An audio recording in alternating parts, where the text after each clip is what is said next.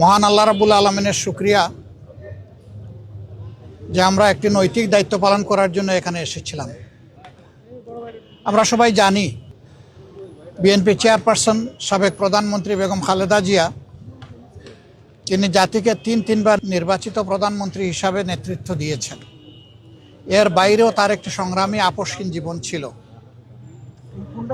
তিনি গণতন্ত্র পুনঃপ্রতিষ্ঠা এবং মানুষের নাগরিক অধিকার প্রতিষ্ঠার জন্য আজীবন লড়াই করে গেছেন।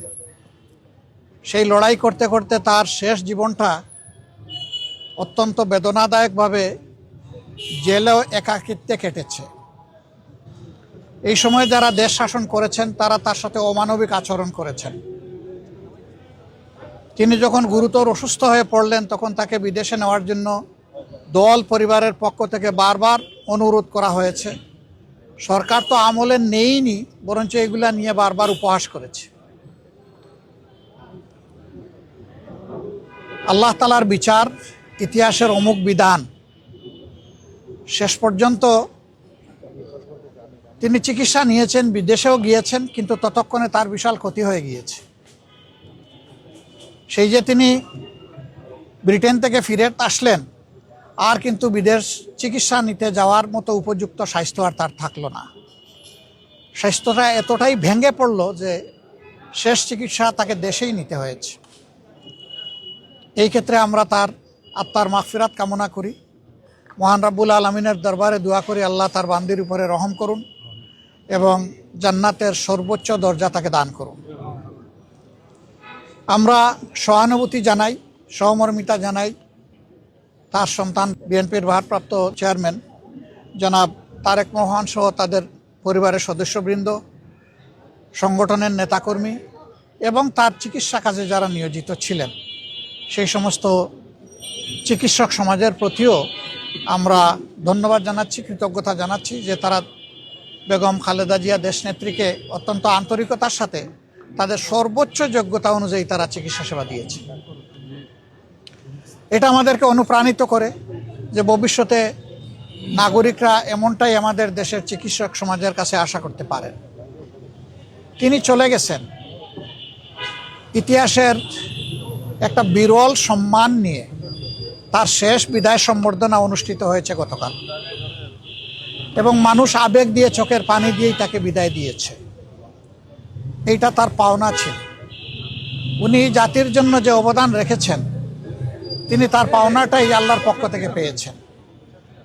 তার এই পাওনা দেখে আমরাও অনুপ্রাণিত হই।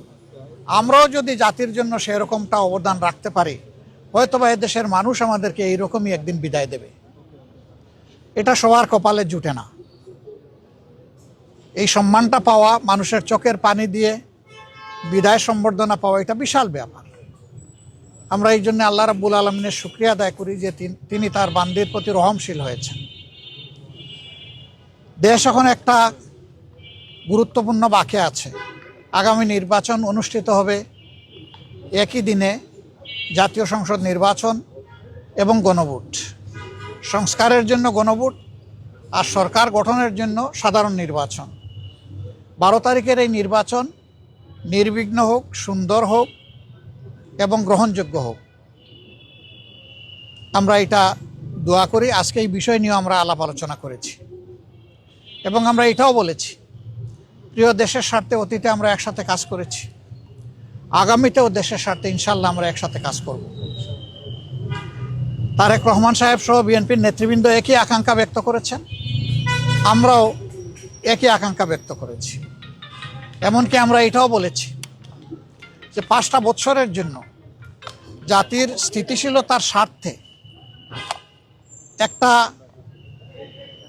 সুন্দর পরিবেশ ফিরিয়ে আনার স্বার্থে আমরা সবাই মিলেমিশে ভালো কোনো চিন্তা করতে পারি কিনা সেটাও আমাদের চিন্তা করা দরকার।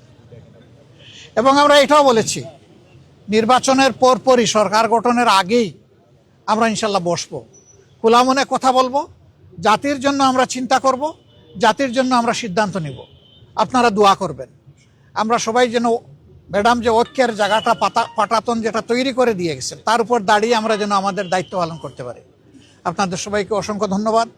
আবারও ম্যাডামের আত্মার মাগফিরাত কামনা করছি এবং শোক সন্তপ্ত পরিবার, তার আপনজন, প্রিয়জন, তার সহকর্মীবৃন্দ তথা দেশবাসীর প্রতি আমরা গভীর সমবেদনা জ্ঞাপন করছি। আসসালামু আলাইকুম ওয়া রাহমাতুল্লাহ।